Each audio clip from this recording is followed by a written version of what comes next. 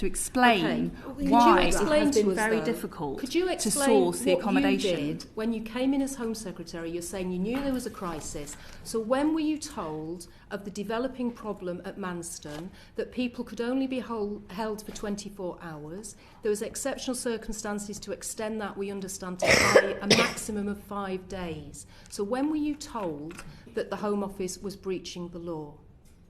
As I've said, when I first arrived at the Home Office at the beginning of September, I was incredibly aware of the pressure at Manston. But when were you told you were breaching the law? And I was putting into place, and I will invite the Permanent Secretary to confirm exactly what happened. My question's quite specific. Yeah. When were you told that the Home Office was breaching the law around detaining people for more than 24 days? We'll get to that point, but I need to tell you what I did in September and what I knew. That's what I'm trying to do. We just need the date. When were you told? You started as Home Secretary. How many days later were you told about the problem? Was it day one? I would really like to finish my answer. Tell us, when were you So I'm trying to tell you what I knew and what I did please when I tell us first was then. appointed as Home Secretary. Okay. Right. So when I arrived at the beginning of September at the Home Office, I was very much aware that there were very high levels of numbers coming in to Dover. I was very aware that there's an acute need to source accommodation urgently and quickly.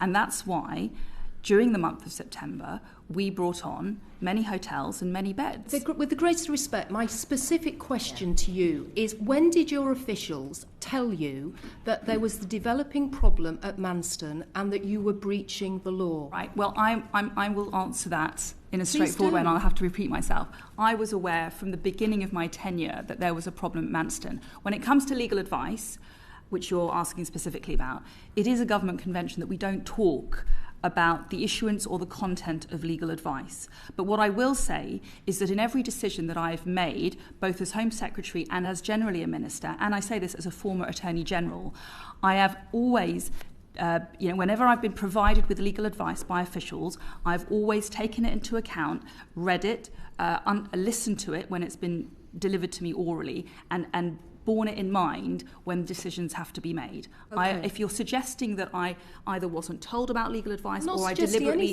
ignored it, that is simply not true. I'm not suggesting anything. I cannot, for convention reasons, and also because we are facing legal challenge, get into the specifics about what legal advice and when was given. Right. So, and can I just invite the Permanent Secretary to add anything that he might want to add about what happened? I can confirm, Chair, that what the Home Secretary said is accurate, that the Home Office officials made the Home Secretary aware of the legal position as well as policy options from the beginning of her tenure. Right, thank you. I want to put to you this then.